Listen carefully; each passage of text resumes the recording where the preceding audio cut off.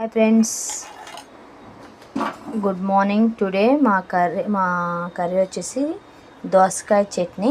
So ఇది దోసకాయని ఇలా peel చేసేసుకోవాలి నీట్గా. ఇది ఇంకా తీయాలి, మీకు చూపిద్దామని తెలియదు. ఇట్లాగే దోసకాయలు రెండు ఉన్నాయి, రెండుని పీల్ చేసేసుకొని ఇట్లా సన్న ముక్కలు కట్ చేసుకోవాలి. స్టవ్ వెలిగించేసి దాన్ని బాండి పెట్టేసేసి దాంట్లో పల్లీలు వేయాలి.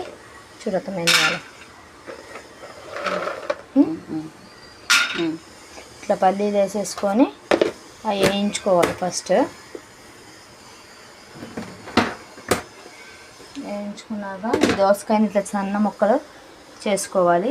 ఇదిగో ఫ్రెండ్స్, దానికి కావాల్సిన ఇంగ్రీడియంట్స్ పల్లీలు, సన్నగా తరుక్కున్న దోసకాయ ముక్కలు, 4 పచ్చిమిర్చి. ఓకేనా ఫ్రెండ్స్?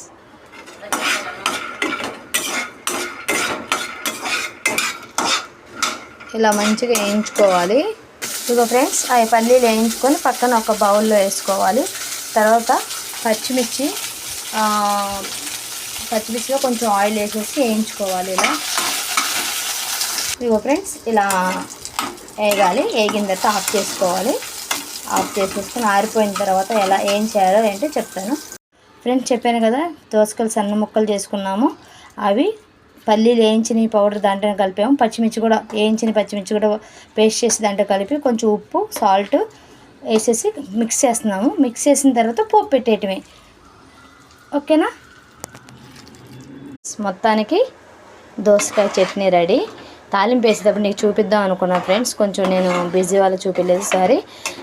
తాలింపు వేసేసి ఎండుమిర్చి వేసేసి కొంచెం కరివేపాకు వేసి కొంచెం ఏమంటారు పచ్చిమిర్చి కారం సరిపడదు, లైట్ కారం వేసాను. ఎవరి విష్ అది. ఫైనల్లీ దోసకాయ chutney ready. Please like and subscribe and comment మీ ఫ్రెండ్స్. Bye bye.